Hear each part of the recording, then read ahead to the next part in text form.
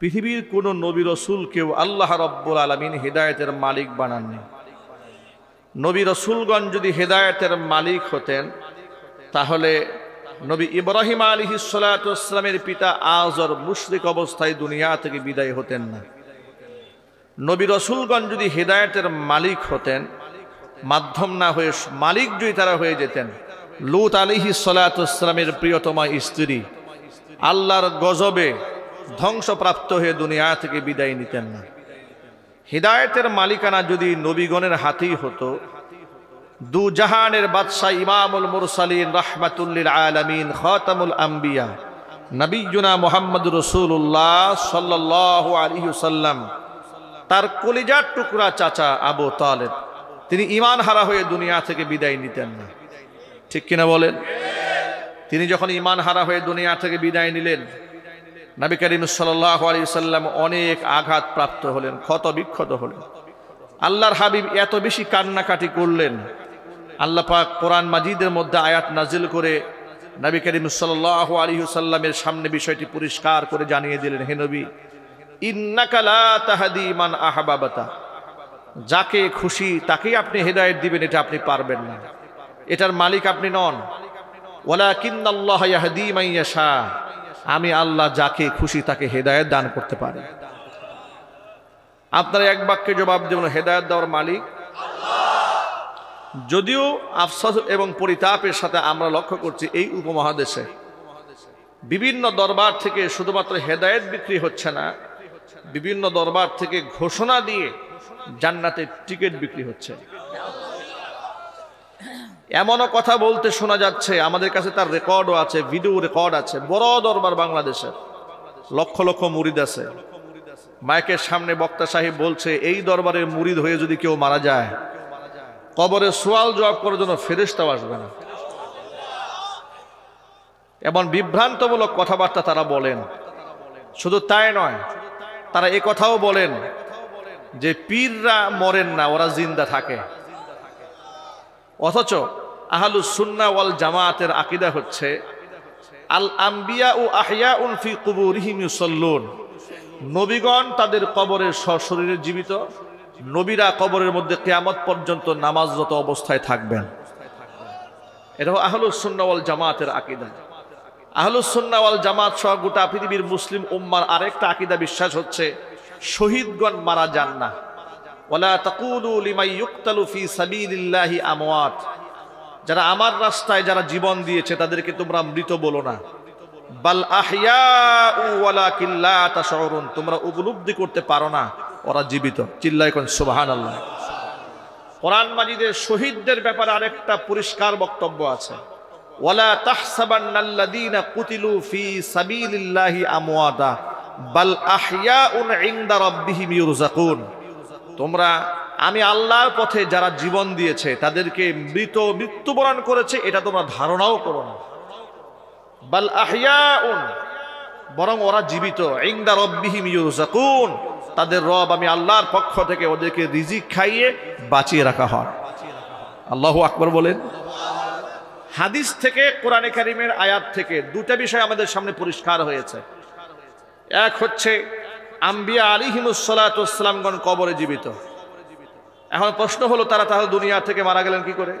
কোরআন শরীফের মধ্যে আল্লাহ পাক তো বলেছেন ইন্নাকা মাইয়িতু ওয়া ইন্নাহুম মাইয়িতুন। প্রশ্ন থাকে, যেটা বাংলাদেশের অনেক কাফেলার লোকেরা প্রশ্ন তুলেন যে আল্লাহ তো বলেছেন ইন্নাকা মাইয়িতুন ওয়া ইন্নাহুম মাইয়িতুন, নিশ্চয় আপনি মরণশীল, তারাও মৃত্যুবরণ করবে, তাহলে আপনারা বলেন তিনি মারা যান নাই।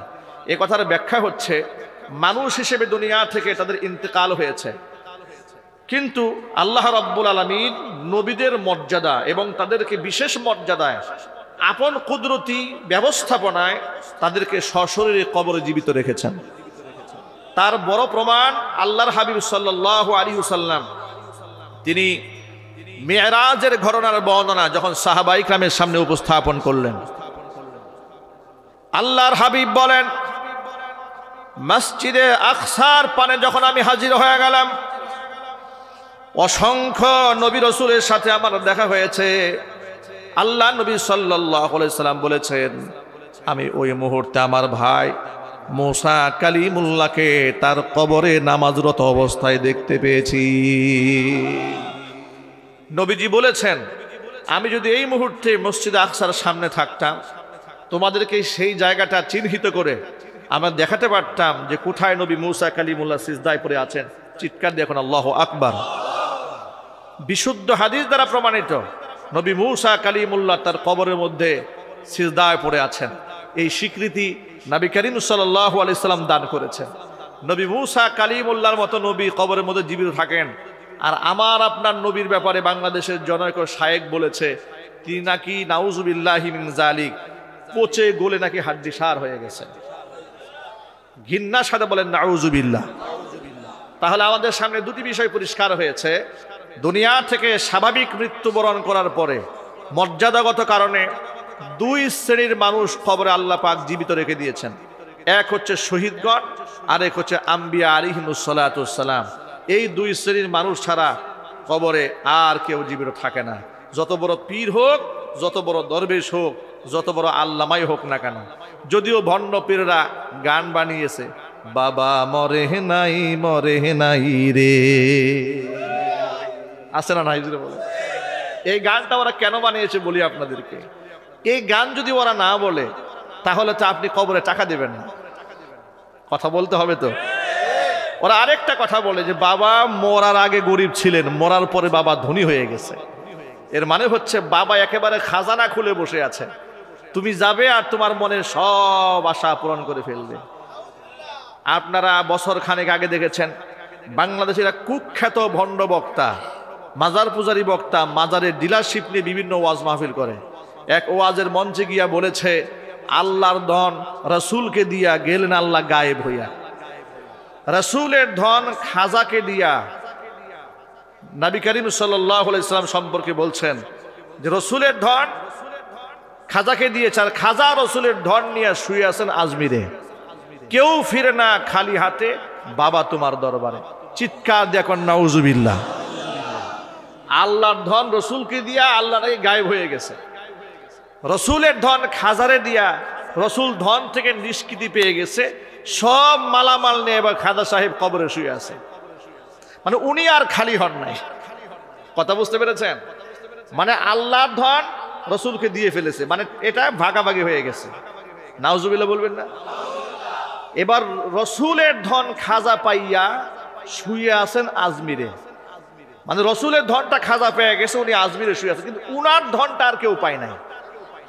মানে উনি পুরা ভান্ডারটা নিয়ে বসে আছে। এখন কেউ ফিরে না খালি হাতে বাবা তোমার দরবারে। এই বক্তব্যটি বাংলাদেশের এক কুখ্যাত মাজার পূজারী তিনি স্টেজের মধ্যে সুর দিয়ে দিয়েছিলেন। আমরা গোটা বাংলাদেশ থেকে কঠিন ভাষায় তার প্রতিবাদ জানিয়েছিলাম। এই বক্তব্য যে বিশ্বাস করবে আল্লাহর কসম তার ঈমান থাকবে না, সে মুশরিক হয়ে যাবে। প্রিয় ভাইরা, এই কোরআন মাজিদ আল্লাহ সুবহানাহু ওয়া তাআলা তার রসুলের জবান থেকে বের করে দিয়েছেন। রসুল বলেছেন লা আ'লামুল গায়বা লাউ কুনতু আ'লামুল গায়বা লাস্তাকসারতু মিনাল খায়র। যদি গায়েবের অদৃশ্যের সংবাদ আমিই জানতাম, রসুল বলেছেন, তাহলে অসংখ্য কল্যাণ আমি হাসিল করতে সক্ষম হতাম। সুবহানাল্লাহ বলবেন না? নবী করিম সাল্লাল্লাহু আলাইহি সাল্লামকে আল্লাহ রাব্বুল আলামিন স্বীকৃতি প্রদান করতে বলেছেন। যেখানে রসুল বলেন গায়েব জানেন না, সেখানে মুরিদ সাহেব বিশ্বাস করেন চট্টগ্রামে বসে পীর সাহেব মুরিদের সব মনের কথা বুঝে ফেলেন। চিৎকার দিয়ে বলেন নাউজুবিল্লাহি মিন যালিক। আমি কারো গীবত করা কিংবা কাউকে তুচ্ছ তাচ্ছিল্য করার জন্য কথাগুলো বলি নাই। ওয়ারাসাতুল আম্বিয়া, নবীগণের ওয়ারিস, তাদের কিছু দায়িত্ববোধ আছে। কোরআনে কারিমের ধারক এবং বাহক যারা হয়, আল্লাহর পক্ষ থেকে তাদের কিছু দায়িত্ব আছে। সে কথাটা আমি বলি নাই। আল্লাহর নবী দু জাহানের বাদশাহ ইমামুল মুরসালিন রাহমাতুল লিল আলামিন তিনি বলেছেন ইয়াহমিলু হাযাল ইলমা মিন কুল্লি খালফিন উদুল ইয়ানফুনা আনহু তাহরিফাল গালিন ওয়া ইনতিহালাল মুবতিলিন ওয়া তা'ওয়িলাল জাহিলিন আও কামা ক্বালা আলাইহিস সালাতু ওয়াস সালাম। আল্লাহর হাবিব বলেন ইয়াহমিলু হাযাল ইলমা মিন কুল্লি খালফিন উদুল, প্রত্যেক পরবর্তী প্রজন্মের একদল ইনসাফগার ব্যক্তি এই কোরআনে কারীম এবং হাদিসের ইলমের ধারক এবং বাহক হবে। তাদের দায়িত্ব হচ্ছে ইয়ানফুনা আনহু তাহরিফাল গালিন, সীমা লঙ্ঘনকারীরা উলট পালট যদি করে, কোরআন এবং সুন্নাহ নিয়ে যদি ভুল ব্যাখ্যা মানুষের সামনে উপস্থাপন করে, ওয়ান্তিহাল আল মুবতিলিন, বাতিল পন্থীদের মিথ্যাচার, ওয়া তা'ওয়িল আল জাহিলিন, মূর্খদের অপব্যাখ্যা, সমাজের মধ্যে যেখান থেকে চালু হয়ে যাবে, হকপন্থী যোগ্য আলেমরা কোরআন সুন্নাহর অকাঠ্য প্রমাণ দিয়ে তাদের সমস্ত বিভ্রান্তিগুলো মানুষের সামনে পরিষ্কার করে দিয়ে মানুষদেরকে জিহালাত এবং মূর্খতার চাদর থেকে বের করে নিয়ে আসবে। আমরা যখন এই সমাজে ভণ্ডদের ব্যাপারে মানুষকে সতর্ক করি, তখন কিছু লোকেরা আমাদেরকে অমেয় বাণী খয়রাত করে। তারা খুব মানবিক হয়ে যায়, কমেন্ট বক্সে এসে লেখে, হুজুর আপনারা এক হুজুর আরেক হুজুরের গীবত করেন। মানে কি মানবিক তিনি হয়ে গেছেন। ভালো করে তলায় দেখেন, ওর নামাজও ঠিক নাই। একটু জোরে বলতে হবে, ঠিক কিনা? উনি আমাদেরকে গীবত শিখাতে আসছেন, যে গীবতের সংজ্ঞা কি এই জাহেল তাও জানে না। কথা বলতে হবে, ঠিক কিনা বলেন? কয়েকদিন আগে চট্টগ্রামের এক কুখ্যাত ভণ্ড বক্তা, মাজার পূজারী, বাংলাদেশের হকপন্থী আলেমদেরকে অকথ্য ভাষায় গালিগালাজ করে। এসএসসি পরীক্ষার্থীদেরকে নিয়ে কবরস্থানে গেছে। কবরে গিয়া, কবরের সামনে গিয়ে বলছে, বাবা তোমার কদমে আমার সালাম, বাবা মাইজ ভান্ডারীর কবরে। এরপরে সে বলছে, এই যে এই ছেলেগুলা পরীক্ষার্থী, পরীক্ষা দেবে, তোমার কাছে দরখাস্ত নিয়ে আসছি, এদের ভুল ত্রুটি ক্ষমা করে তুমি এদেরকে কামিয়াব করে দিও। এত আস্তে নাউজুবিল্লাহ বলেন আপনারা। আচ্ছা, আপনারা সাধারণ জ্ঞান দিয়ে প্রশ্নের জবাব দিয়ে বলেন, ওর ঈমান আছে? আল্লাহকে বাদ দিয়া কবরওয়ালার কাছে গেছে ভুল ত্রুটি মাপ চাইতে। আমার ভুল ত্রুটি মাফ করার ক্ষমতা পৃথিবীর কোন ওলিয়া উলিয়ার আছে? চিল্লায় বলতে হবে, আছে। আমার ভুল ত্রুটি ক্ষমা করার মালিক তো পৃথিবীর কোন নবী রাসূলও নন। আমার ভুল ত্রুটি মাফ করার একমাত্র মালিককে। চিৎকার দিয়ে বলতে হবে, মালিককে।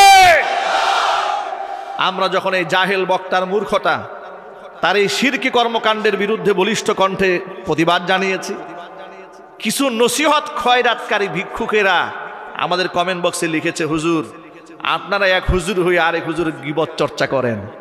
আরে বেটা রাম ছাগল, তোমার জ্ঞান থাকা উচিত। এই কোরআনে কিন্তু আল্লাহ রাব্বুল আলামিন জ্ঞানীদের জীবনী তুলে ধরার সাথে সাথে পৃথিবীর ধ্বংসপ্রাপ্ত ব্যক্তিদের কথাও কোরআনে কারিমে উল্লেখ করেছেন। কথা বলেন, ঠিক কিনা বলেন?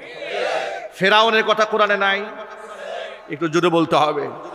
তো তুমি এখন কি বলবা নসিহত খয়রাতকারী, যে কোরআন শরীফে কেন অন্যের সমালোচনা আসছে? আরে বেটা, সমালোচনা যদি নাই হয়, কোনটা হক আর কোনটা বাতিল, কোনটা সত্য আর কোনটা মিথ্যা, এটা যদি প্রমাণ করা না হয়, তুমি তো জাহান্নামে চলে যাবে। আর এটা বলার সাহস সকলের হয় না।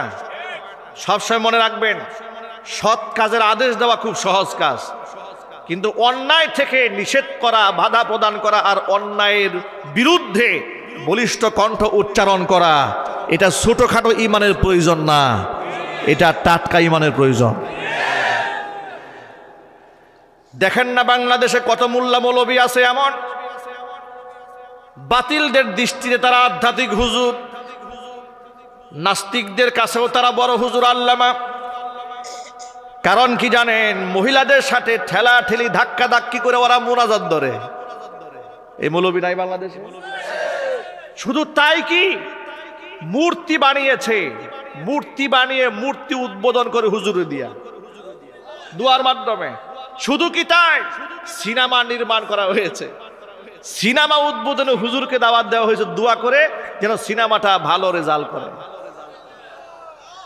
এমন হুজুরও তো আছে দেশে, না নাই? আরেকজনে দেখেন, বাংলাদেশে আরেকজন আলোচক বলছে মাইকের সামনে যে আমি কোনোদিন কারো বিরুদ্ধে কিছু বলি না। আরে বেটা, বলার জন্য হিম্মত লাগে, কথা বলতে হবে, ঠিক কিনা?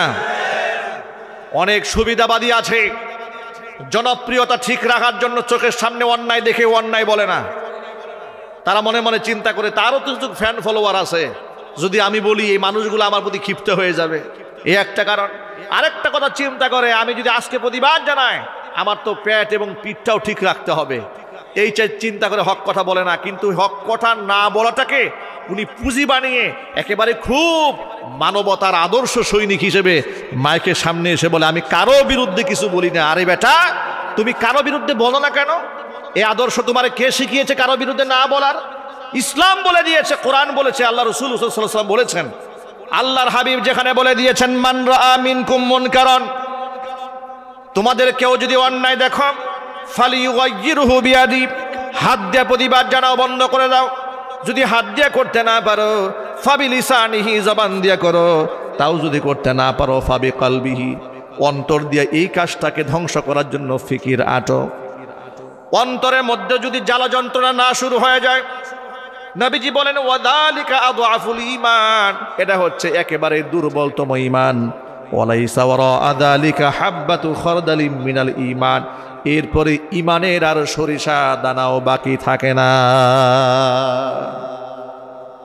আপনারা আল্লাহর নবীর বিখ্যাত সাহাবী আবু হুরায়রা রাদিয়াল্লাহু তাআলা আনহুর নাম শুনেছেন? কারা কারা শুনেছেন হাত দেখি তো। মাশাআল্লাহ, মাশাআল্লাহ, আলহামদুলিল্লাহ, হাত নামান। চিন্তা করা যায় কত মাশহুর, কত প্রসিদ্ধ এই সাহাবী। এই অপারেটর, আওয়াজ কিন্তু কমে গেছে, কথা বলতে কষ্ট হয়েছে। এই যে বক্সে তো আওয়াজই নাই।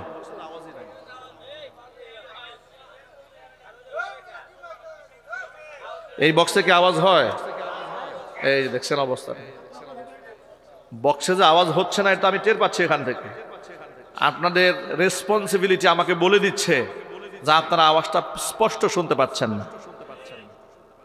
মাহফিলটা হচ্ছে একটা ক্লাসের মতো। উস্তাদের সাথে ছাত্রের যদি কানেক্টিভিটি ঠিক না থাকে, তাহলে তো কথা বলা মুশকিল।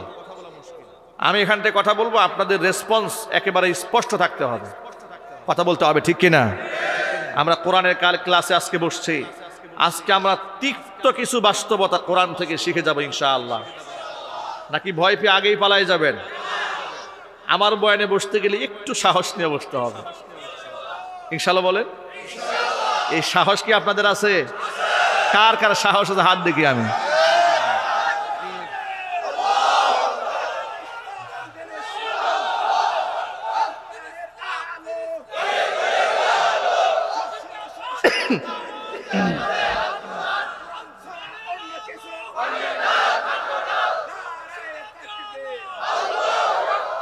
মাশাআল্লাহ, আল্লাহ পাক আপনাদের হিম্মতকে আরো বাড়ায় দেন, আল্লাহ পাক আপনাদের হিম্মতকে বৃদ্ধি করে দিন। প্রিয় ভাইরা আমার, সৎ কাজের আদেশ দেওয়া এটা একটা সহজ কাজ, অসৎ কাজ থেকে বাধা দেওয়া এটা বড় মারাত্মক কঠিন কাজ। আল্লাহর নবী সাল্লাল্লাহু আলাইহি ওয়াসাল্লাম যদি শুধুমাত্র সৎ কাজের আদেশই দিতেন, অসৎ কাজ থেকে মানুষদেরকে যদি নিষেধ না করতেন, তাহলে আল্লাহর হাবিব সাল্লাল্লাহু আলাইহি ওয়াসাল্লামের দেশান্তরিত হওয়ার কোনো প্রয়োজন ছিল না। নবীজিকে হিজরত করতে হতো না, সাহাবায়ে কিরামদেরকে রক্তাক্ত হতে হতো না, আল্লাহর নবী বিশ্ব নবী রাহমাতুল লিল আলামিনের দান মোবারক শহীদ করার প্রয়োজন হতো না, যদি শুধুমাত্র সৎ কাজের আদেশ দিয়ে নবীজি চুপচাপ থাকতেন। তিনি অসৎ কাজ থেকে নিষেধ করেছেন, মূর্তির ব্যর্থতা মানুষের সামনে তুলে ধরেছেন। আল্লাহু আকবার বলেন, আর চিল্লাখান আল্লাহু আকবার। কোরআনে কারীমের মধ্যে আল্লাহ জানিয়ে দিয়েছেন, ইন্নাল্লাযীনা তাদউনা মিন দুনিল্লাহ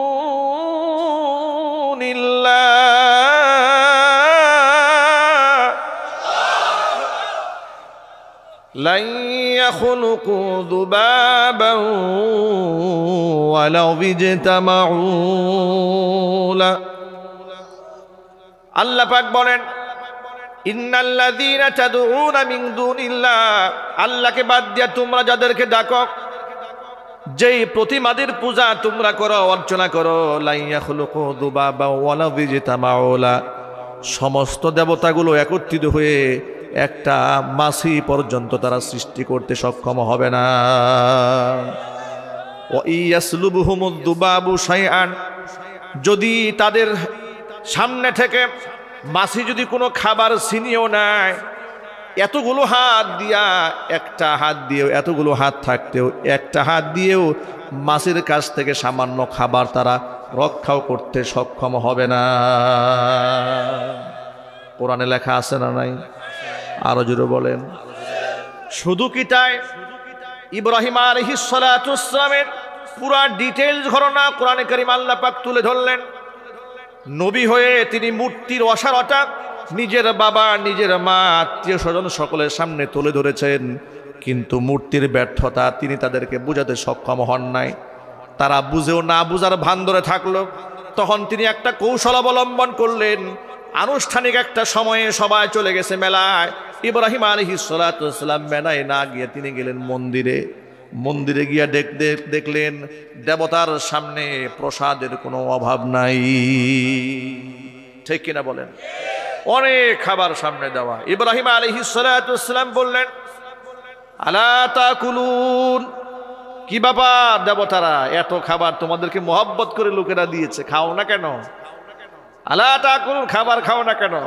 মূর্তি কথাও বলে না। তিনি বললেন, ব্যাপারটা কি? মা লাকুম লা তানতিকুন, খাবার তো খাও না, আবার কথাও বলো না। জিজ্ঞেস করলাম, এত বড় মুখ আছে, এত বড় জিহ্বা আছে, কথা বের হয় না কেন?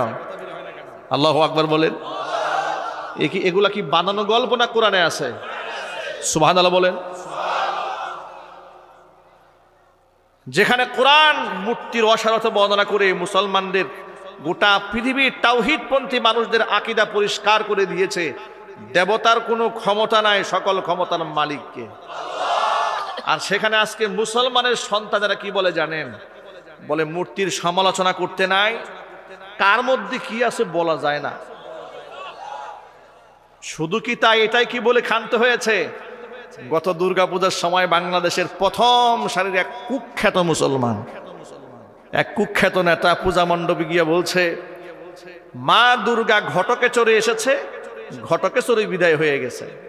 এর মাধ্যমে একটা গোটা পৃথিবীতে যুদ্ধের আভাস লক্ষ্য করা যাচ্ছে। সুতরাং তোমরা বেশি বেশি মা দুর্গার বন্দনা করো, যাতে করে মা দুর্গার বন্দনার বদৌলতে গোটা পৃথিবী থেকে যুদ্ধ বন্ধ হয়ে যায়।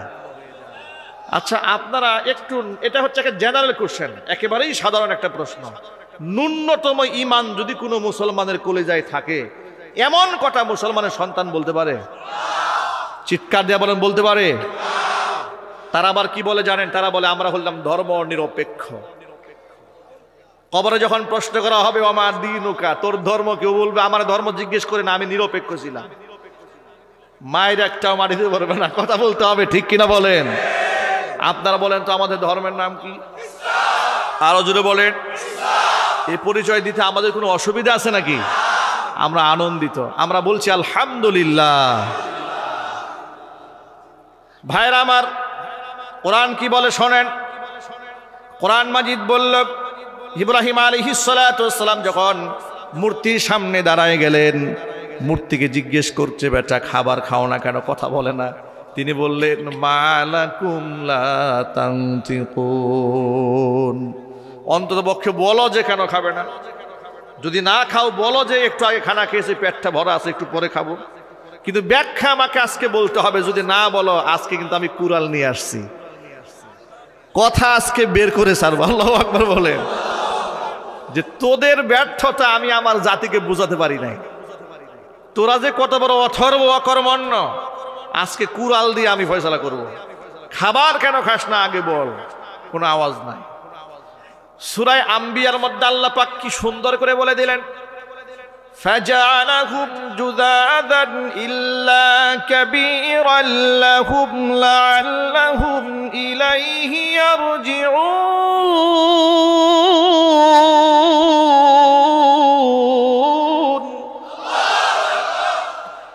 ফাজআলাহুম জুযাদান ইল্লা কাবীরান লাহুম, ছোট ছোট মূর্তি যেগুলো আছে, ওদের দেবতা ছোট ছোট যেগুলা ছিল মন্দিরের মধ্যে, সবগুলাকে ভেঙে তিনি টুকরা টুকরা করে দিলেন। ইল্লা কাবীরান লাহুম, মাঝখানে বড় মিয়াকে বাদ দিলেন। মাঝখানে বড় একটা আছে না, ছোটগুলাকে সব শেষ করেছে। ছোটগুলাকে ভেঙে বড়টাকে কিছু করে নাই। বড়টাকে না ভেঙে বড়টার কাঁধের মধ্যে কুড়াল ঝুলাই দিছে। ঝুলাই দিয়ে উনি মন্দির থেকে বের হয়ে গেছেন, যাতে করে এলাকার সব লোকেরা বড় মিয়ার কাছে জিজ্ঞেস করতে পারে যে, ভগবান আপনিই বলেন তো কামটা কি করছে। সুবহানাল্লাহ বলেন। এটা ছিল নবী ইব্রাহিম খলিল একটা কৌশল মাত্র। মানে ওয়াজ নসিহত তো জীবনে বহুত করেছে, কোনো ওয়াজে কাজে ধরে না। আচ্ছা, সবাই কি ওয়াজে হেদায়েত হয়? সবার জুড়ে বলেন। কিছু কিছু জায়গায় মুগুরের দরকার আছে না নাই? সন্তান হয়ে তিনি মুগুরের ব্যবস্থা করলেন। এলাকার সমস্ত মানুষ যখন ফিরে এসেছে, ওদের ধর্মীয় বিশ্বাস অনুযায়ী মেলা থেকে ফিরে যাওয়ার সময় ভগবানকে আরো কিছু খাবার টাবার দিয়ে যায়, যাতে করে আমাদের ইবাদত বন্দেগী ভগবান কবুল করে নিয়ে যায়। এলাকার মানুষগুলা সব মন্দিরে গিয়ে ভগবানের সামনে গিয়ে হাজির হয়ে গেল। কোরআন মাজিদের মধ্যে আল্লাহ রাব্বুল আলামিন জানায় দিলেন, যখন সমস্ত মানুষগুলো সেখানে হাজির হয়েছে, নবী ইব্রাহিম আলাইহিস সালাতু ওয়াস সালামের এই কর্মকাণ্ড দেখে তারা অবাক বিস্ময়ে তাকিয়ে রইল ভগবানগুলার দিকে। নিজেরাই বলতে থাকলো, মান ফাআলা হাদা বিআলিহাতিনা ইন্নাহু লামিনাজ জালিমিন। আমাদের ভগবানের সাথে এমন ব্যবহার কে করলো? নিশ্চয়ই সে বড় জালেম। জালেম যদি না হতো তাহলে কি খুদার ঠ্যাং ভাঙে নাকি? কত বড় জালেম, খুদার হাত ভেঙে ফেলছে, পা ভেঙে ফেলছে। কোরআনে কারীমের মধ্যে আল্লাহ পাক বলছেন, ওরা বলল যে নমরুদ বলল একটা তদন্ত টিম গঠন করা হোক, এটা খুঁজে বের করা হোক, এত বড় অন্যায়, এই অপরাধ কে করলো? আমার সাম্রাজ্যের সাহস তো কারণে কাজটা করলো কে? খুঁজে বের করা হোক। এলাকার লোকেরা তদন্ত করে বের করে নিয়ে আসলো রেজাল্ট। বাদশার সামনে এসে বলল, জাহাপনা, ক্বালু সামি'না ফাতান ইয়াযকুরুহুম ইউকালু লাহু ইব্রাহিম। একটা যুবকের নাম শুনেছি, নাম তার ইব্রাহিম। সব সময় আমাদের দেবতার সমালোচনা করে।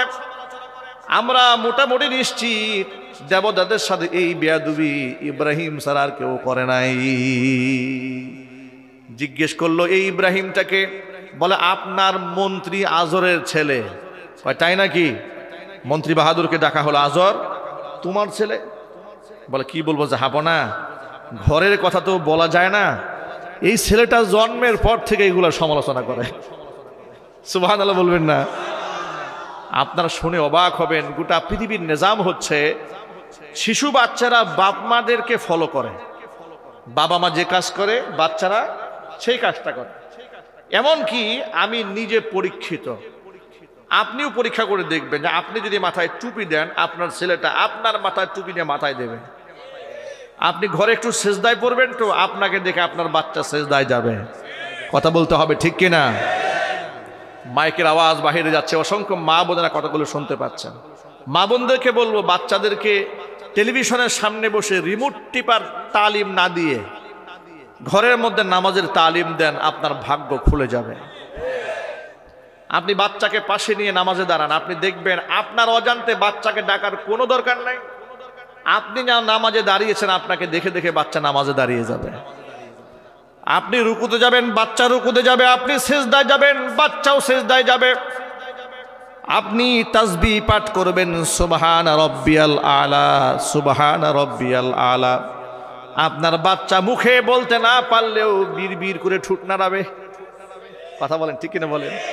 দেখবি শিশু বাচ্চারা নামাজে দাঁড়িয়ে শুধু শুধু ছুটে না, মানে বুঝায় যে আমার মুরব্বীরা যা বলে আমিও তাই বলি। আল্লাহু আকবার বলেন। সেই হিসাবে ইব্রাহিম আলাইহিস সালাতু ওয়াস সালাম মূর্তি পূজকের ঘরে জন্ম হওয়ার কারণে তারও তো মূর্তি পূজক হয়ে যাওয়ারই কথা ছিল, ঠিক কিনা বলেন? আপনাদেরকে আরেকটা মূলনীতি বলে দেই, এই পৃথিবীতে কোনো মানুষ, কোনো সন্তান কাফের হয়ে জন্ম নেয় না। কুল্লু মাউলুদিন ইউলাদু আলা ফিতরাতিল ইসলাম। প্রত্যেকটা নবজাতকের জন্ম হয় ইসলামের আদর্শের উপরে ভিত্তি করে, আল্লাহর একাত্মবাদী বিশ্বাসী হয়ে। খ্রিস্টানের ঘরে যার জন্ম হয় সেও ইমানদার হয়ে জন্ম হয়। আল্লাহু আকবার বলেন। ইল্লা আন্না আবাওয়াইহি, তবে তার বাবা মা তাকে ইউহাব্বিদানিহি ওয়া ইউমাজ্জিসানিহি ওয়া ইউনাসসিরানিহি, বাপ মা তাকে ইহুদি বানায়, বাপ মা তাকে খ্রিস্টান বানায়, বাপ মা তাকে মূর্তি পূজারী, অগ্নি পূজারী বানিয়ে দেয়, এই সমাজ তাকে নষ্ট করে ফেলে। যার বাস্তব প্রমাণ হলো, দেখবেন যে শিশু বাচ্চাটা আপনাকে ছোটবেলায় রমজান মাসে যদি সাহারির সময় ডাক না দিয়েছেন, রাগ করে গুসা করে সারাদিন না খেয়ে থেকেছে। এই ছেলেটাই যখন বড় হয়ে বিশ্ববিদ্যালয়ে লেখাপড়া করতে যাচ্ছে, বিশ্ববিদ্যালয়ে গিয়ে ওই ছেলেটা এখন ডান হাতের মধ্যে চায়ের কাপ, বাম হাতে সিগারেটের ধোঁয়া তোলে। রমজান মাসে এমন নাফরমান সন্তান দেশে আছে না নাই? আমার প্রশ্ন হলো, শিশুকালে নামাজ পড়তো, শিশুকালে রোজা রাখতো, এমনকি তসলিমা নাসরিনের মতো নিকৃষ্ট নষ্টা মহিলাও বলেছে ছোটবেলায় আমি না বুঝে নামাজ পড়েছি। নাউজুবিল্লাহ বলেন। সে বলেছে ছোটবেলায় না বুঝে আমি রোজা রেখেছি। চিল্লায় কর নাউজুবিল্লাহ। না বুঝে সে নামাজ পড়ে নাই, না বুঝে সে সেজদাও দেয় নাই। ওই যে জন্মগত ঈমান নিয়ে জন্মগ্রহণ করার কারণে আল্লাহর সামনে সেজদা দিয়েছে, কিন্তু লেখাপড়া করে ইমাম থেকে দূরে থাকতে থাকতে বেঈমান এবং কাফিরে বনে গেছে। জোরে বলেন ঠিক কিনা? সুতরাং আমার ভাইদেরকে বলবো, বাবা মার কাছ থেকে মানুষ আদর্শ শিখে, সন্তানদেরকে কোরআন শেখাবেন, ইসলাম শেখাবেন। আল্লাহ পাক যেন আমার সন্তানদেরকে কোরআনের জন্য, ইসলামের জন্য কবুল করে নেন। জোরে বলেন আমিন। ও আমার যুবক ভাইরা, ইব্রাহিম আলাইহিস সালাতু ওয়াস সালাম শিশুকাল থেকেই মূর্তির বিরোধিতা করেছে, মূর্তির সামনে কোনোদিন মাথা নত করে নাই। নমরুদ যখন আজরকে ডাক দিয়ে জিজ্ঞেস করছে, আজর, ইব্রাহিম কি তোমার ছেলে? বলে জি জাহাপনা, এটা আমার ছেলে। কই শুনলাম এইরকম সমালোচনা করে, বলে জি যাহাবো না। কি বলবো, দুঃখের কথা, এই জন্মের পর থেকে আমাদের দেবতার সমালোচনা করে। বলল তোমার ছেলেকে নিয়ে আসো। সবার সামনে ইব্রাহিম আলাইহিস সালাতু ওয়াস সালামকে আনা হলো, তাকে অপমান করা হবে, লাঞ্ছিত করা হবে। আমার ভাইয়েরা, আপনারা বলেন তো, আল্লাহ যদি কাউকে ইজ্জত দিতে চান, পৃথিবীর মানুষ বেইজ্জত করতে পারে? আর আল্লাহ যদি জুতা পিঠা খাওয়াতে চান, টাকা দিয়ে, ক্ষমতা দিয়ে জুতা পিঠা ঠেকানো যায় না? ঠেকানো যায় না। বাংলাদেশের একজন বিখ্যাত আলেম দুনিয়া থেকে বিদায় হয়ে গেছেন। আল্লাহ পাক তাকে জান্নাতুল ফেরদাউসের সুউচ্চ মাকাম দান করেন। জানাজার নামাজে লোকেরা শামিল হওয়ার জন্য শত শত কিলোমিটার গাড়ি জার্নি করেছে। কথা বলতে হবে ঠিক কিনা? জানাজায় শামিল হওয়ার জন্য হাঁটু পর্যন্ত পানিতে 6 ঘন্টা দাঁড়িয়ে থেকেছে। আরে নিজের সন্তানও তো বাবার জানাজা পড়তে এত কষ্ট করে না। কথা বলেন না ঠিক কিনা বলেন? করোনাকালীন সময়ে নারায়ণগঞ্জে 3 দিন বাবার লাশ উঠানে পড়ে আছে, ছেলেও ধরে না, স্ত্রীরা কেউ ধরে না। সর্বশেষ 3 দিন পরে আঞ্জুমান মফিদুল ইসলামে ফোন দিয়েছে, হুজুর শুনলাম আপনারা এই করোনাতে আক্রান্ত হয়ে মারা গেলে আপনারা লাশ গোসল দেন। বলে হ্যাঁ আমরা দেই তো, যে আমার বাবার লাশটা পড়ে আছে, কেউ ধরে না, আপনারা যদি একটু গোসল দিতেন।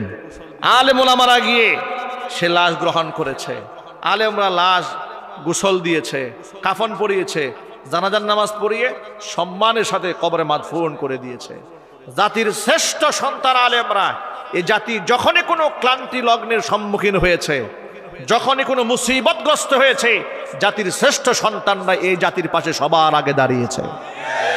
কথা বলতে হবে ঠিক কিনা বলেন? আর এই দেশের নাস্তিক এবং বেঈমানগুলো শাহবাগ চত্বরে মশাল মিছিল করে, কিন্তু জাতির দুর্দিনে কখনো এদেরকে মানুষের পাশে পাওয়া যায় না। ওরা এই দেশের মধ্যে বুদ্ধি বিক্রি করে না, শুধু ওরা কাফের বেঈমানদের টাকা খেয়ে ইসলাম এবং ইসলামের কর্মীদেরকে, আলেম ওলামাদেরকে জঙ্গিবাদ, মৌলবাদ এই সমস্ত ট্যাগ দিয়ে গোটা দেশের কাছে বোঝা হিসেবে উপস্থাপন করার জন্য ষড়যন্ত্র চালায়। এই বেঈমানগুলোর বিরুদ্ধে গোটা মুসলিম উম্মাহকে ঐক্যবদ্ধ হয়ে দাঁড়াতে হবে। বাংলাদেশে এখনো পর্যন্ত এমনও বুদ্ধিজীবী আছে, ইনশাআল্লাহ আলহামদুলিল্লাহ বরদাস্ত করতে পারে না এমন নাস্তিক বুদ্ধিজীবী আছে না নাই? সব 15 দিন আগে বলেছে এক বুদ্ধিজীবী, বাংলাদেশ কোরআন দিয়ে চলতে পারে না। এই কুলাঙ্গারের নাম শাহরিয়ার কবির। নামটা স্পষ্টই বলে দিলাম, কারণ প্রকাশ্য কবিরা গুণাকারী এবং প্রকাশ্য দুশ্মন ইসলামের, তাদের নাম বলে মানুষকে সতর্ক করাতে ইসলামের কোনো বাধা নাই। কথা জোরে বলতে হবে মুসলমান ঠিক কিনা? যে সমস্ত বেঈমানগুলো বাংলাদেশের মুসলমানদের ঈমান ও ইসলাম নিয়ে তুচ্ছ তাচ্ছিল্য করে, এদের বিরুদ্ধে গোটা বাংলাদেশের মুসলমানদেরকে ঐক্যের ভিতকে মজবুত করতে হবে। আলিয়া, কওমি, ওয়াহাবি, সুন্নি, আহলে হাদিস, মাযহাবি, লা মাযহাবি সমস্ত মতবাদকে ছেড়ে দিয়ে একমাত্র কোরআনের সম্মানে, টুপির সম্মানে, সুন্নাহর সম্মানে হাতে হাত রাখতে রাজি আছেন কারা? আমি দুহাত দেখতে চাই।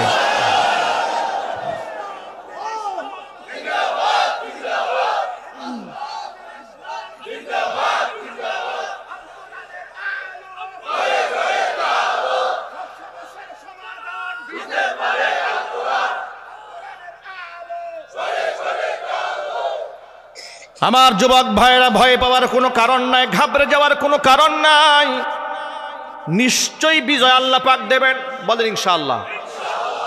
ভালো করে শোনেন, বিখ্যাত আলেমকে মানুষের সামনে চরিত্রহীন বানাবার জন্য মিডিয়াওয়ালা কম প্রচেষ্টা করে নাই, কথা বলতে হবে। তার ব্যাপারে বলেছে 300 উপরে নারী ধর্ষণ করেছেন, তিনি মানুষ খুন করেছেন, মানুষ খুন করিয়েছেন, নারী ধর্ষণে সহযোগিতা করেছেন। এমন হাজার হাজার পৃষ্ঠা লেখা হয়েছে, কলাম লেখা হয়েছে। ওই কুলাঙ্গারদের জানাজার মধ্যে মাইকিং করে লোক খুঁজে পাওয়া যায় না, চিল্লা এখন ঠিক কিনা? আর যার বিরুদ্ধে এত কিছু বলা হলো, তার জানাজার নামাজের মানুষের ঢল বাধা দিয়ে ফেরানো যায় না। আল্লাহু আকবার বলে। ইজ্জত দেওয়ার মালিক কে? সম্মান দেওয়ার মালিক কে? সুতরাং ইব্রাহিম আলাইহিস সালাতুসসালামকে ওরা চেয়েছে অপমানিত করতে, এই জন্য মঞ্চ সাজানো হয়েছে। বিচার আর হবে আজকে, ইব্রাহিমকে অপমান করা হবে। এরপরে তাকে দাঁড় করিয়ে দেওয়া হলো। তারা এবার প্রশ্ন ছুটতে শুরু করলো। ইব্রাহিম আলাইহিস সালাতুসসালামকে ডাকা হলো, জিজ্ঞেস করা হলো, ক্বালু আনতা ফাআলতা হাযা বিআলিহাতিনা ইয়া ইব্রাহিম। ইব্রাহিম, তোমার ব্যাপারে তো এত কিছু শুনেছি, এই কাজগুলা কি তুমি করছো? ইব্রাহিম আলাইহিস সালাম বলেন, খায়া কোনো কাম নেই আমার, আমি যাবো এগুলা ভাঙতে? আসামি তো গলায় একেবারে প্রমাণ নিয়ে দাঁড়ায় আছে, কথা বলতে হবে ঠিক কিনা? বাল ফাআলাহু কাবীরুহুম হাযা, এদের মধ্যে বড় মিয়াই কামটা সারছে। আমার তো মনে হয় কি খাবার টাবার নাকি ঝগড়া লাগছিল কিনা, তা না হলে মারামারি হয়েছে কেন? তো বড় মিয়া তো আস্ত কুরাল কান্দে নিয়ে দাঁড়ায় আছে, এরই জিজ্ঞেস করেন। আমার কথা যদি বিশ্বাস না হয়, ফাসআলুহুম ইন কানু ইয়ানতিকুন, আমার কথা তো বিশ্বাস হচ্ছে না, তো এদেরকে জিজ্ঞেস করেন যে খোদা আপনি কোনে কামটা কে করছেন? কারণ এতগুলো মানুষের সামনে এমন একটা প্রশ্ন করে ফেলেছে, এই প্রশ্নের জবাব কি ওদের কাছে আছে? একটু জোরে বলেন, আছে? এই প্রশ্ন যখন তিনি ছুঁড়ে মারলেন, কোরআনে কারীম বলেছে, ফারাজাউ ইলা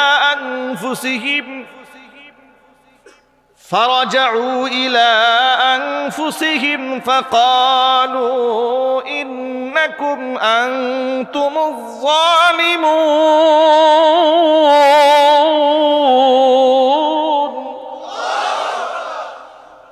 নিজেরা নিজেরা একটু নমনীয় হয়েছে, একে অপরে কানাঘুষা করে বলে, ইন্নাকুম আনতুমুয যালিমুন আই আনতুমুদ দুআফাউ ফিদ দালিল।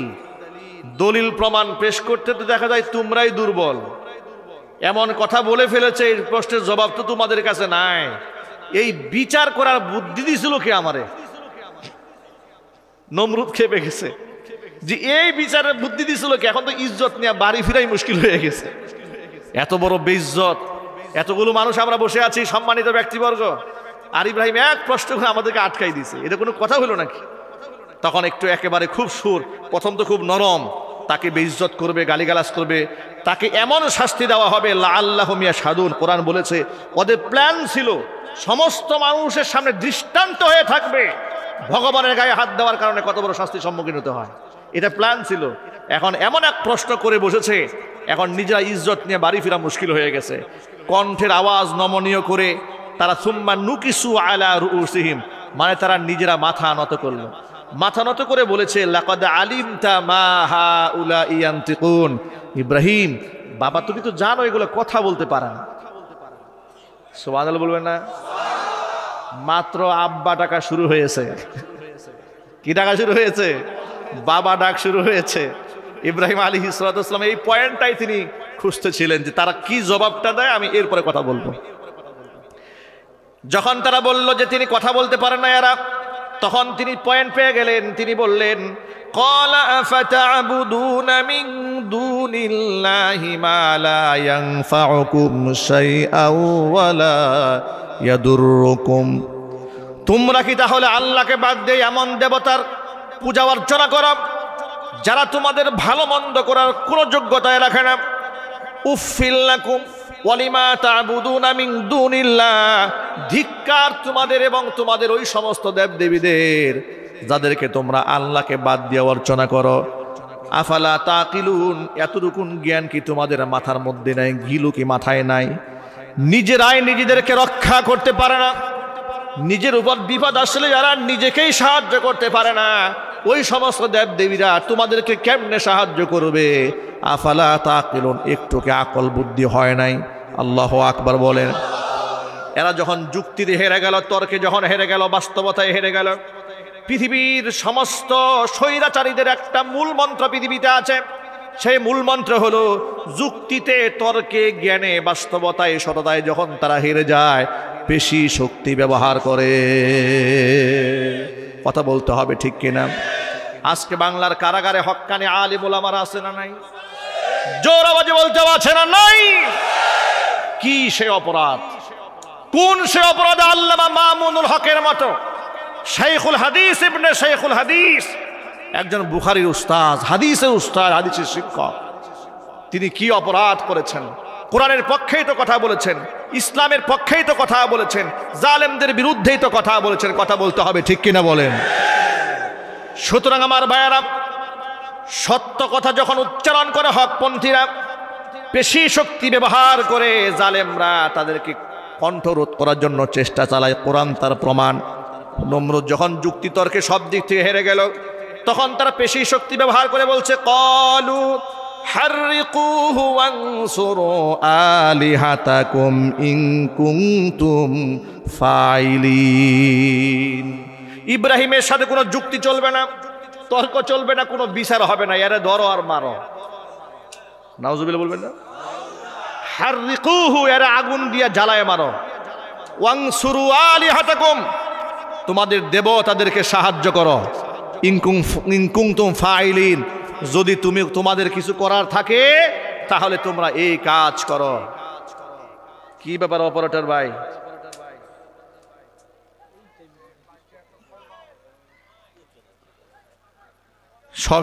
শর্ট পড়ে গেছে, লাইনে সমস্যা হয়ে গেছে, লাইনের সমস্যা হয়েছে। এরপরে প্রিয় ভাইয়ের আমার, এখন আমি আপনাদের সামনে বুঝাতে চাই, আপনারা এক বাক্যে জবাব দিয়ে বলেন, ইব্রাহিম আলাইহিস সালাতু ওয়াস সালাম যদি মূর্তির অসারতা জাতির সামনে উপস্থাপন না করতেন, তাহলে তার জাতির লোকেরা কি তার শত্রু হতো? একটু চিৎকার দিয়ে বলেন। তার জাতির লোকেরা তার শত্রু হতো না, কারণ তিনি শুধু সৎ কাজের আদেশ দেন নাই, অন্যায়ের বিরোধিতাও করেছেন।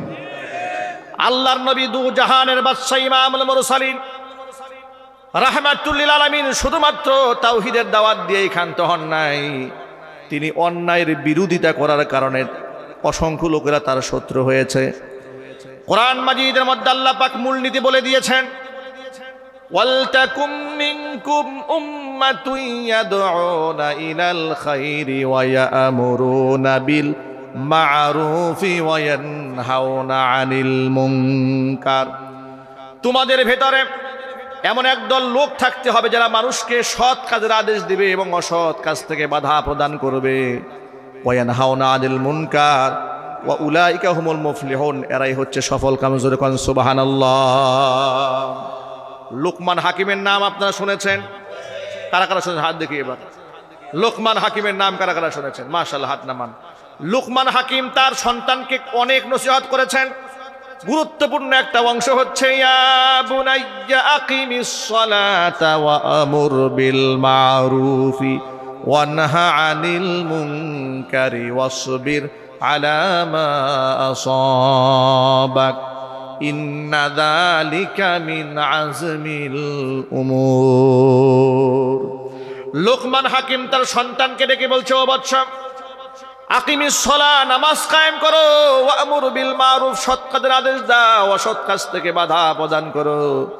মনে রেখো ওয়াসবির আলা মা আসাবাক, বিপদ যদি আসে বিপদে ধৈর্য ধারণ করো।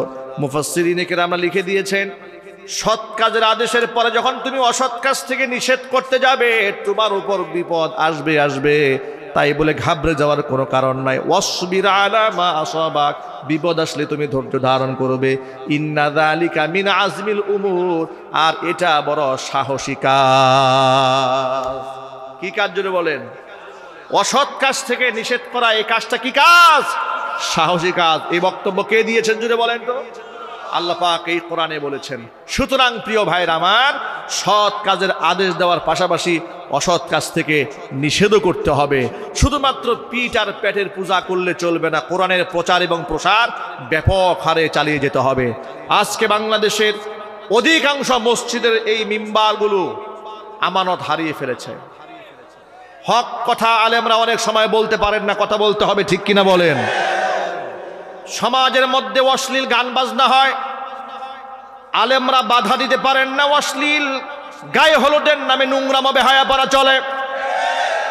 আলেমরা বলতে গেলে আলেমদের চাকরি নাই, মাজার পূজা হয়, শিরিক বেদাত হয়, আলেমদের দুশ্মন হয়ে যায়। সুদের বিরুদ্ধে, ঘুষের বিরুদ্ধে কথা বলা যায় না, কথা বলতে হবে, ঠিক কিনা? চট্টগ্রামের কক্সবাজার অঞ্চলে এক ইমাম সাহেবকে মসজিদ কমিটি মেরেছে। ইমাম সাহেব মসজিদ থেকে বের হওয়ার পরে অনেক মেরেছে তাকে। এরপরে আলেম ওলামারা সেখানে গেলেন, জিজ্ঞেস করলেন কেন মেরেছে? বলে আমি মাদকের বিরুদ্ধে বয়ান দিয়েছি। মসজিদের সভাপতি মাদকের ব্যবসা করে, আমাকে মেরেছে যে তুই আমারে উদ্দেশ্য করে ওয়াজ করছ। নাউজুবিল্লাহ বলবেন না? বাংলাদেশের এমন ঘাপটি মেরে থাকা মাদক ব্যবসায়ী ছদ্মবেশ দেখলে মনে হবে, তার চেহারা দেখে মনে হবে যে এই মাত্র বেহেশত থেকে উনি আসছে। আমার বাস্তব জীবন থেকে ছোট্ট একটা গল্প শোনায়। ঢাকার নারায়ণগঞ্জে একটা তাফসীর মাহফিল আমাকে দাওয়াত দিল। দাওয়াত দেওয়ার পরে আমার আগে মাহফিলের যিনি অতিথি ছিলেন, বরেণ্য অতিথি, জ্বালাময়ী মাদকের বিরুদ্ধে একটা বক্তব্য দিয়েছে। আমার দিলটা একেবারে খুশ হয়ে গেছে। মাদকের বিরুদ্ধে এত সুন্দর সুন্দর কথা তিনি বলেছেন। আমি মন থেকেই তার জন্য এবং তার পরিবারের জন্য দোয়া করেছি। মাহফিলে বলেছি যে আল্লাহ এমন নেতা ঘরে ঘরে দাও, যে নেতা জাতীয় সংসদে দাঁড়িয়ে মাদকের বিরুদ্ধে এমন বলিষ্ঠ কথা বলতে পারে। বয়ান শেষ, মোনাজাত শেষ, নামাজ সময়, স্টেজ থেকে নামার সময় মাহফিল কর্তৃপক্ষের একজন আমাকে ডাক দিয়েছেন, হুজুর আসেন। আমাকে বললেন যে হুজুর আপনি যার জন্য এত দোয়া করলেন ওনাকে আপনি চেনেন? আমি বললাম না, চিনি না। আমার বাড়ি সে গাজীপুরে, আর আমি মাহফিল করতে আছি নারায়ণগঞ্জে, চেনার তো কথা না। উনি আমাকে বললেন হুজুর এই ভদ্রলোক হচ্ছে এই এলাকার মাদকের ডিলার। আমি বললাম এটা কেমন কথা? বলে হ্যাঁ এটাই বাস্তবতা। আমি শুনে মনে হয় আসমান ভেঙে আমার মাথায় পড়ল। তিনি বললেন, ওই লোকটা আমাকে বলছেন যে সে এত চতুর এবং চালাক, সে পরিবেশ বুঝে। কিছু কিছু নেতা তো এমন আছে পরিবেশ বুঝে না, ভাইরাল হওয়ার ধান্দা হয়, ওয়াজ মাহফিলে গিয়ে দেখবেন বক্তাদেরকে ডিস্টার্ব করে। এমন পাতি নেতা নাই এলাকায়? জোরে বলতে হবে। একজনে লিখেছে লুঙ্গির মতোই লাগে কিন্তু সেলাই করা না, এটার নাম হচ্ছে গামছা। এটার নাম কি? গামছা। নেতার মতোই দেখতে কিন্তু নেতা না, ওর নাম হলো চামচা। কথা বলতে হবে, ঠিক কিনা বলেন? এই সমাজের মধ্যে আসল নেতা যারা, ওয়েটফুল নেতা যারা, তারা পরিবেশ বুঝে, ঠিক না?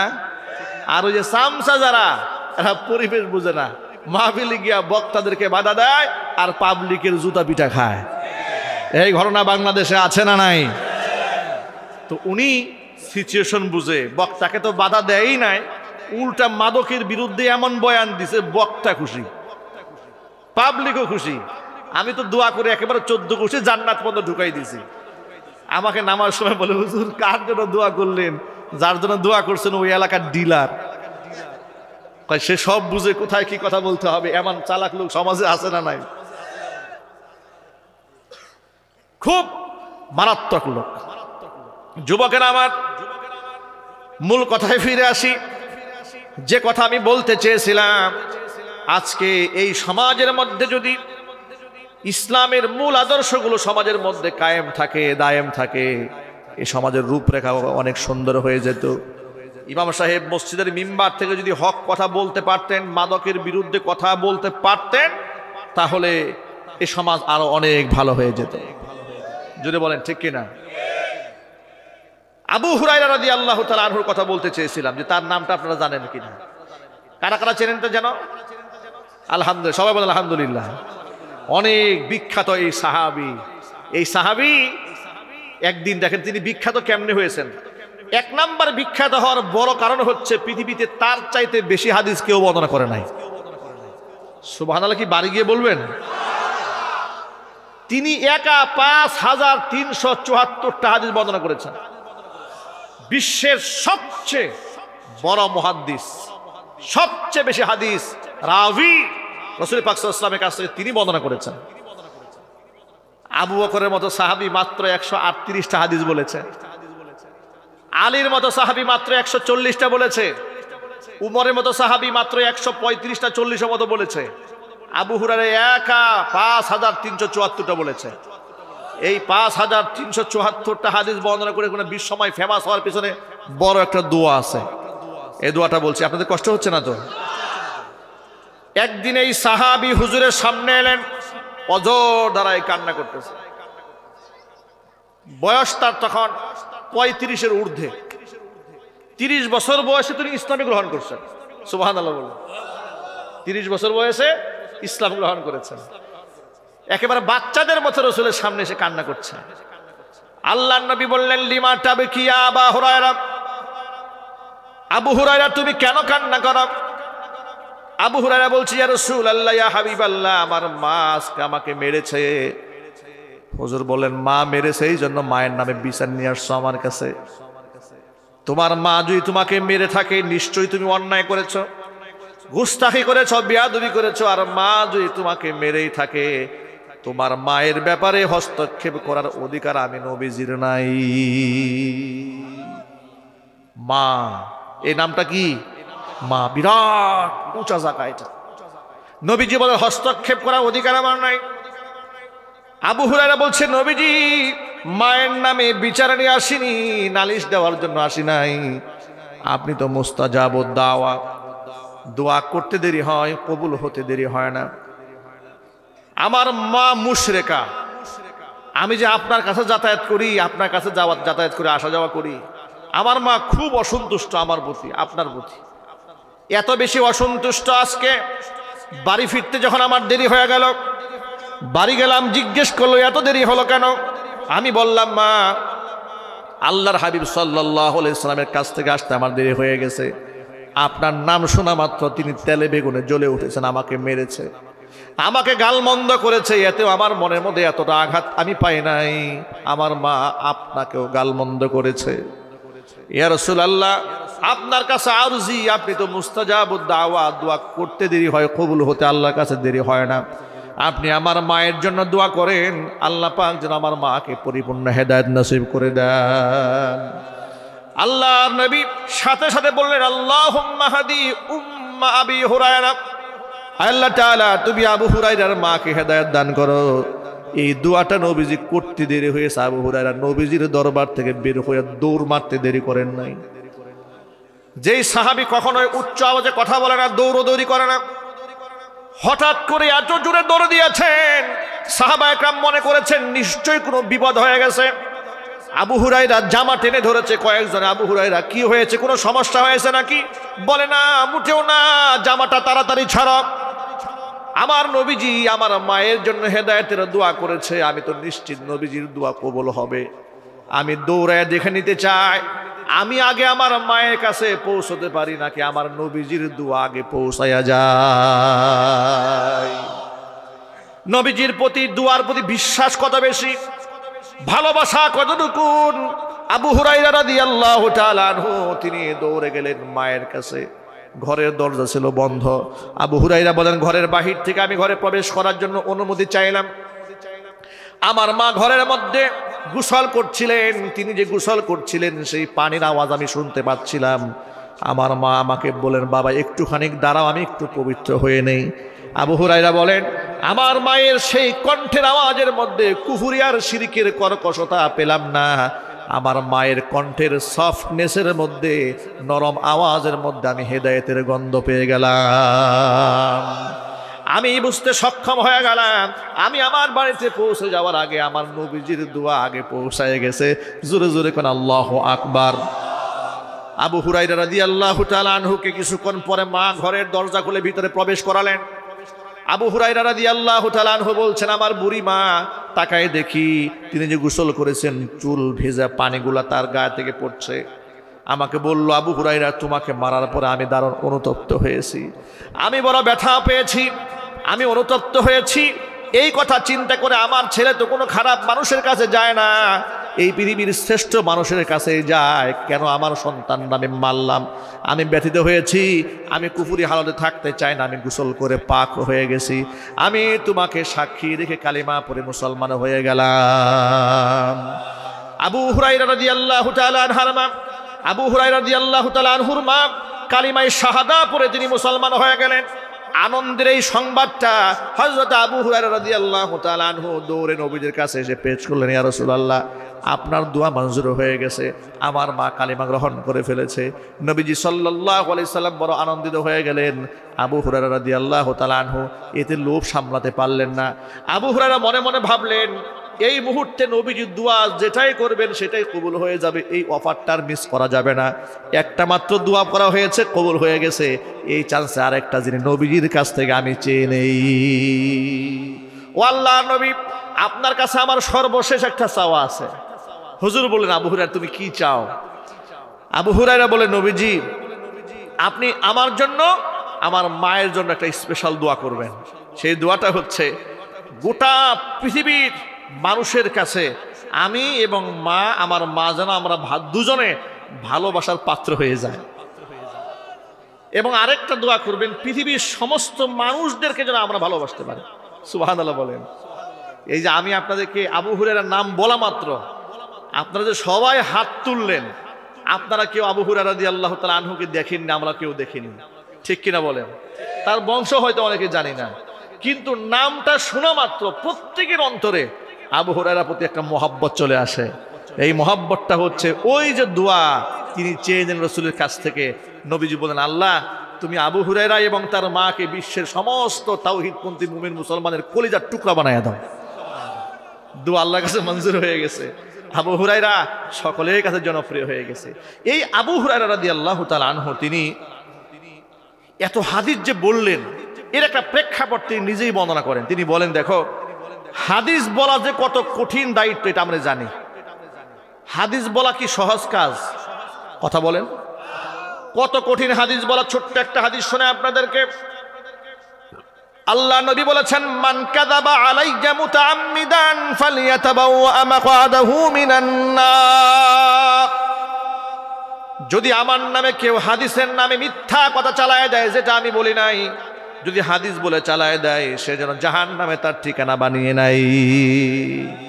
এই জন্য লেখাপড়া না করে, না জেনে শুনে আন্দাজে মাসআলা বলতে যাবেন না, হাদিস বলতে যাবেন না, বয়ান করতে যাবেন না। যদিও আজকে আমাদের দেশের চায়ের দোকান, পানের দোকান সবচাইতে বড় ফতুয়া বিভাগ। নামাজ রোজার খবর নাই, ইমাম সাহেবের ভুলটা ওই লোকটা ধরছে যে 1 মাস ধরে মসজিদে যায় না। কথা বলেন, ঠিক কিনা বলেন? কি বলে জানেন? কয় নামাজ না পড়লে কি হবে, ইমান কিন্তু খুব মজবুত। আমার এই আমার লিডার নামাজ পড়ে না, আল্লাহ কালাম খুব একটা নেয় না, কিন্তু লোকটা খুব ভালো। নাউজুবিল্লাহ পড়েন। এরকম লোক আছে না নাই? যদি বলেন আছে না নাই?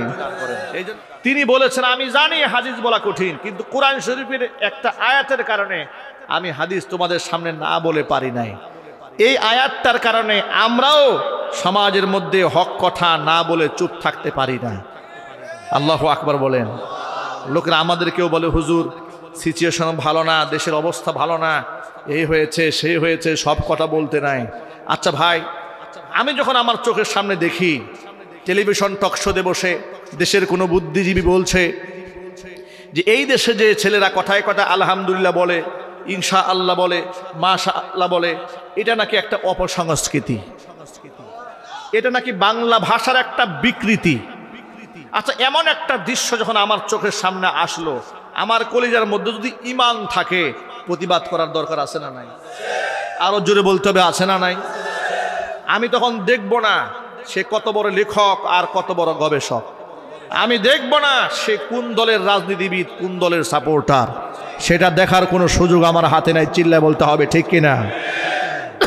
প্রতিবাদ আমাকে করতেই হবে। কোরআন কারীমের মধ্যে আল্লাহ পাক বলে দিয়েছেন যে আয়াতের কারণে হযরত আবু হুরায়রা এতগুলো হাদিস বলেছেন। শোনেন, আবু হুরায়রা রাদিয়াল্লাহু তাআলা আনহু বলেন, কোরআনের এই আয়াত যদি নাজিল না হতো এত হাদিস আমি বলতাম না। আয়াতটা কি? ইন্নাল্লাযীনা ইয়াকতুমুনা মা আনজালনা মিনাল বায়্যিনাতি ওয়াল হুদা মিন বা'দি মা বায়্যানাহু লিন-নাসি ফিল কিতাব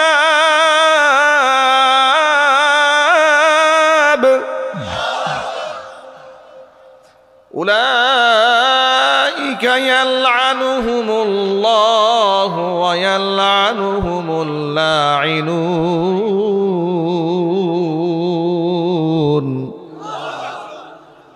আমি কিতাবের মধ্যে মানুষের হিদায়াতের জন্য স্পষ্ট যে বর্ণনা নাজিল করে দিয়েছি, মানুষের সামনে হক কথাগুলো প্রচার না করে যারা লুকিয়ে রাখে, মানুষের সামনে বর্ণনা করে না, গোপন রাখে, এমন আলেম উলামা দেশে আছে না নাই? অভাব নাই, অভাব নাই। চোখের সামনে কোরআন বিরোধী কথা হয়, আইন হয়, রায় হয়, আলেম উলামারা মাজলুম হয়, টু শব্দ পর্যন্ত করে না, আছে না নাই? হাদিস কোরআন বলে না, সরাসরি ইসলামের বিরোধিতা হয়, ঠিক কিনা বলেন? কিছু বলে না। আল্লাহ পাক বলেন এই শ্রেণীর মানুষ যারা হবে, উলাইকা ইয়ালআনুহুমুল্লাহ ওয়া ইয়ালআনুহুমুল লাঈনুন, এদের উপর আমি আল্লাহ পাকের লানত, এদের উপর গোটা জগৎবাসীদের লানত।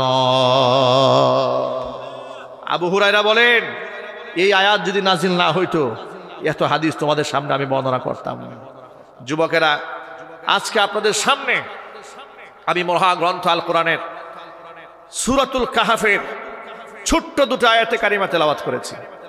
ওই তেলাওয়াতের আমি সারমর্ম এই কথাই বোঝাতে চেয়েছি। নবী করিম সাল্লাল্লাহু আলাইহি ওয়াসাল্লামের কাছে কাফের বেঈমানরা তিনটা প্রশ্ন করেছিল।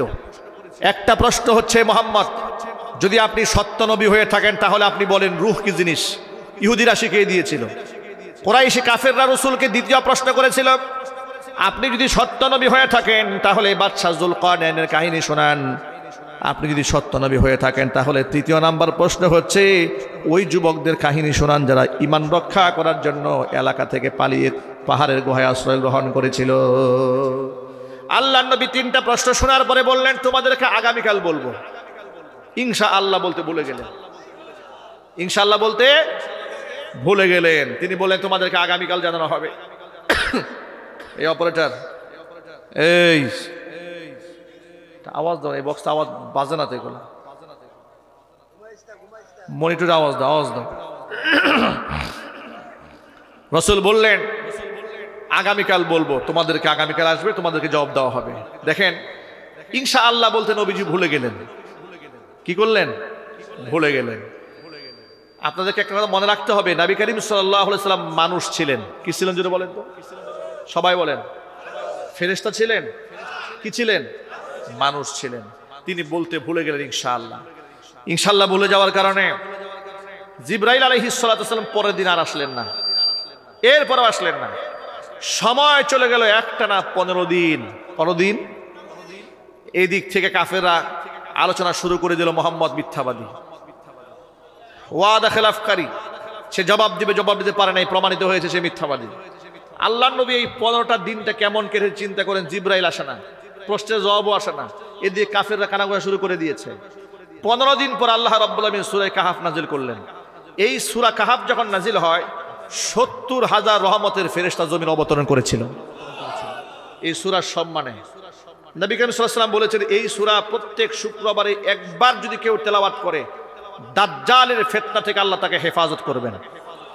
জুমার দিনে একবার তেলাওয়াত করলে বিগত এক সপ্তাহের সগীরা গুনাহ আল্লাহ মাফ করে দেবেন। একবার সূরাতুল কাহাফ তিলাওয়াত যে ব্যক্তি করবে শুক্রবারে, জমিন থেকে আসমান পর্যন্ত ব্যক্তির জন্য আল্লাহ পাক একটা নূর বানায় দিবেন, যেই নূর দিয়ে সে পরকালে চলতে পারবে। এই সূরার তেলাওয়াত করার দরকার আছে না নাই? কারা কারা করবেন হাত তোলেন। আল্লাহ যেন আমাদের আমল করার তৌফিক দান করেন। হাত নামান। 15 দিন পরে জিবরাইল আলাইহিস সালাতু ওয়াসসালাম এলেন, প্রশ্নের জবাব নিয়ে এলেন। সাথে সাথে তিনি বলে দিলেন, কেন আপনার কাছে 15 দিন আসা হয় নাই? ওয়ালা তাকুলান্না লিশাইইন ইন্নী ফাইলুন যালিকা গাদা ইল্লা আইয়াশা আল্লাহ। ও নবীজি, ভবিষ্যতের কোনো কথা যখন আপনি বলতে যাবেন, ইনশাআল্লাহ বলা ব্যতিরেকে আপনি বলবেন না, কারণ আল্লাহ যদি না চান আপনার ওই কথা বলার কোনো মূল্য থাকবে না। ওয়াযকুর রাব্বাকা ইযা নাসিত, যদি আপনি বলতে ভুলে যান, যখন মনে পড়বে যে কথা বলতে গিয়ে ইনশাআল্লাহ আমি বলি নাই, তখন আপনি ইনশাআল্লাহ বলে নেবেন। আমরা বলি ইনশাআল্লাহ, ভবিষ্যতের কথার মধ্যে আমরা কি বলবো? আরো যদি বলেন, যদি আল্লাহ পাক আমাকে কোনো নিয়ামত দান করেন আমি কি বলবো? ইনশাআল্লাহ বলবো। আরো জোরে বলবো, কি বলবো? আলহামদুলিল্লাহ বলবো। চমৎকার কিছু আপনার দেখলাম, কি বলবো? মাশাআল্লাহ। আশ্চর্যজনক কিছু দেখলে কি বলবো? সুবহানাল্লাহ। বড় কিছু দেখবো, কি বলবো? আল্লাহু আকবার। আমার রবের থেকেও বড়। চিল্লা এখন ঠিক কিনা? এটা আমাদের মুসলিম কালচার। আমি এখন আমার কাছে একটা রেকর্ড আছে, আমি আপনাদেরকে শোনাতে পারবো। বাংলাদেশের এক কুখ্যাত বুদ্ধিজীবী, এই কুখ্যাত বুদ্ধিজীবী কিছুদিন আগে বলেছে যে এই যে আমাদের বাংলাদেশের বাচ্চারা কথায় কথায় সুবহানাল্লাহ বলে, মাশাআল্লাহ বলে, আলহামদুলিল্লাহ বলে, এটা নাকি বাংলা ভাষার জন্য এটা হচ্ছে শকুনের একটা থাবা পড়েছে ভাষার উপরে। এটা একটা কুসংস্কৃতি, এটা একটা অপসংস্কৃতির আগ্রাসন নাকি চালানো হচ্ছে। কিন্তু দেখেন, এই বাংলাদেশে অনেক ইংলিশ মিডিয়ামে হাই হ্যালো শেখানো হচ্ছে, good evening, good morning, good night শেখানো হচ্ছে, ঠিক কিনা বলেন? কথায় কথায় থ্যাংক ইউ বলছে, আছে না নাই? এক্সকিউজ মি বলছে, আছে না নাই? বাংলা ভাষার সাথে ইংরেজির যে কত চর্চা হচ্ছে, কোনো বাধা নাই। শুধু আপনি আলহামদুলিল্লাহ বলেছেন, আল্লাহর শুকরিয়া আদায় করেছেন, জাযাকাল্লাহ বলছেন, তার গায়ের মধ্যে আগুন লেগে গেছে, সে নাকি বাংলা ভাষাবিদ, সাহিত্যিক। আমি বলবো, এই সাহিত্যিক একটু তসলিমা নাসরিনের দিকে তাকাও। কথা বলতে হবে। তসলিমা নাসরিনে কিন্তু তোমার মতো সাহিত্যিকতা দেখাতে গিয়ে জুতা পিটা খেয়েছে, দেশান্তরিত হয়েছে। সুতরাং আজকে বাংলাদেশের মিডিয়াতে যত নাস্তিক বেঈমানরা বসে আল্লাহ পাকের কোরআনের বিধানের সাথে তামাশা করছে, আল্লাহ রব্বুল আলামিনকে সাক্ষী রেখে বলছি, ওদের এই ষড়যন্ত্র আমরা ইনশাআল্লাহ এ মাটিতে বাস্তবায়িত হতে দেব না। এই কুলাঙ্গার বলেছে ইনশাআল্লাহ বলার প্রচলন নাকি নতুন শুরু হয়েছে বাংলাদেশে। এই অসভ্য বেয়াদবটিকে একটু স্মরণ করিয়ে দেই।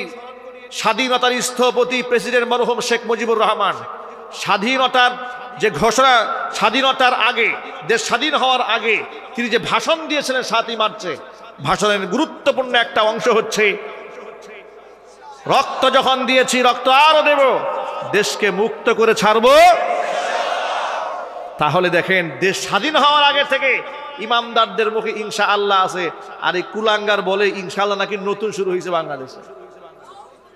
এর চিকিৎসা প্রয়োজন, এবং সেই চিকিৎসার নাম হচ্ছে মুগুর। কথা বলতে হবে, চিকিৎসার নাম কি? চিল্লায় বলেন। জাতির কাছে যদি ইসলাম বিরোধীদের কারণে ক্ষমা প্রার্থনা না করে, তাকে যেখানে পাওয়া হবে সেখানে জুতা পিটা করা হবে।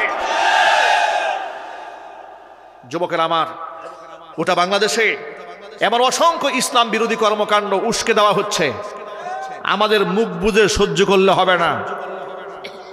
পর্দা নিয়ে ষড়যন্ত্র হচ্ছে। কুষ্টিয়া ইসলামিক বিশ্ববিদ্যালয়ে এক নেকাব পরিহিতা বোন পরীক্ষা দিতে গেছে, ভাইবা পরীক্ষা। যাই দিন পত্রিকার মধ্যে প্রথম পাতা রিপোর্ট এসছে, এই মেয়েটার মুখে নেকাব ছিল। পরীক্ষক যারা ছিল তারা বলল, মুখের নেকাব খুলো তাহলে পরীক্ষা নেওয়া হবে, নেকাব না খুললে পরীক্ষা নেওয়া হবে না। সে বলেছে পর্দা করা ফরজ, পরীক্ষা দেওয়া ফরজ না। পরীক্ষা না দিয়ে মেয়ে চলে গেছে। সুবহানাল্লাহ বলেন। মনে রাখবেন, এরপরে আমরা যখন বাংলাদেশে প্রতিবাদ জানিয়েছি, 10 দিন পরে আবার পরীক্ষা দেওয়ার সুযোগ করে দেওয়া হয়েছে। বাংলাদেশের বিখ্যাত আলেম, আল্লাহর ওলি, 55 বছর কোরআনে কারিমের খেদমত করে গিয়েছেন। তিনি একটা কবিতা বলেছিলেন চিটাগংয়ের ময়দানে, আজও কানে বাজে। बर्बाद गुलिस्तान के लिए एक ही उल्लू काफी है। गुलिस्तान के हर शाख पे उल्लू बैठे हैं, फिर अंजामे गुलिस्तान क्या होगा। কথা বলতে হবে ঠিক কিনা? যে একটা ফুল বাগান ধ্বংস করার জন্য একটা হুতুম পেঁচাই যথেষ্ট, কিন্তু হুতুম পেঁচা বসে গেছে ডালে ডালে, এই বাগানের অবস্থা কি হবে আল্লাহই জানে। আজকে বাংলাদেশের শিক্ষা ব্যবস্থাপনার মধ্যে কতগুলা হুতুম পেঁচা বসছে বাংলাদেশের মুসলমানদেরকে নাস্তিক বানায় দেওয়ার জন্য। যারা বইয়ের কাবারের মধ্যে মূর্তির ছবি দিয়েছে, মাদ্রাসার ছাত্রদের বইয়ের মধ্যে ঢুল তবলার ছবি দিয়েছে, এমনকি শরীফ থেকে শরীফা হওয়ার গল্প বানিয়ে মুসলমানদেরকে কওমে লুতের সেই সমকামিতার জঘন্য পাপাচারের দিকে উস্কে দিচ্ছে। আল্লাহর কসম, এরা বাংলাদেশ এবং এদেশের স্বাধীনতার দুশ্মন ছাড়া আর কেউ নয়। এদেশের মুসলমানদের ইমানের শত্রু, ধর্মের শত্রু, রাষ্ট্রের শত্রুদের বিরুদ্ধে প্রফেসর আসিফ মাহতাবের সাথে, প্রফেসর সারোয়ার সাহেবের সাথে একাত্মতা ঘোষণা করতে হবে। তারা আজকে নিরাপত্তাহীনতায় ভুগছে এই সমস্ত সমকামিতার বিরুদ্ধে কথা বলার জন্য। তারা বলছে আমরা একা হয়ে গিয়েছি। কোরআনে কারিমের তাফসীর মাহফিল থেকে, শরীয়তপুর থেকে বলতে চাই, কোরআনের পক্ষে কথা বলে, সমকামিতার বিরুদ্ধে কথা বলে আপনারা একা হন নাই। বাংলাদেশের 17 কোটি মুসলমান আপনাদের পক্ষে আছে। শরীয়তপুরের মুসলমানেরা কি ইসলামের পক্ষে সারোয়ার সাহেবের হাত ধরতে রাজি আছেন কিনা আমি দুহাত দেখতে চাই।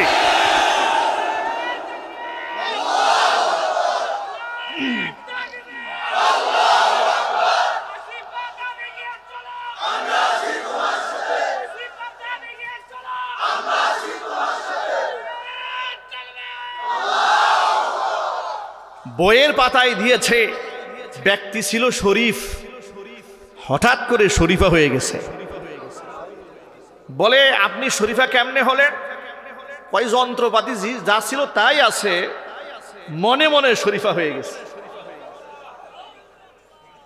কি পরিমাণ মুগুরু আজীব হয়েছে চিন্তা করেছেন? চেষ্টা চালানো হচ্ছে বাংলাদেশে এই সমস্ত পাগলদেরকে স্বীকৃতি দেওয়ার। আমি বলবো হ্যাঁ, স্বীকৃতি দেওয়া যেতে পারে এদেরকে সাইকোপ্যাথ হিসেবে, মানসিক বিকারগ্রস্ত পাগল হিসেবে স্বীকৃতি দিয়ে এদের জন্য আলাদা একটা হসপিটাল বানানো যেতে পারে চিকিৎসার জন্য। ঠিক কিনা জোরে বলেন? তবে খবরদার, এদের কিন্তু পাবনা নেওয়া যাবে না। পাবনা পাগলা গারদিনীর ওরা কিন্তু পাগলের মাথা নষ্ট করে ফেলবে। ঠিক কিনা? কারণ পাগলেও এত পাগল না যত পাগল ওরা হয়েছে। সুতরাং ইসলাম ও মুসলমানদের দেশে এত পাগলামি চলবে না ইনশাল্লাহ। বলেন যুবকেরা, ইমান নিয়ে এগিয়ে যেতে হবে, সুন্নাহ নিয়ে এগিয়ে যেতে হবে, জীবন আল্লাহর রাস্তায় কোরবান করে দিতে হবে। আল্লাহ রাব্বুল আলামিন যেন আমাদের সকলকে কবুল করেন। জোরে কোন আমিন।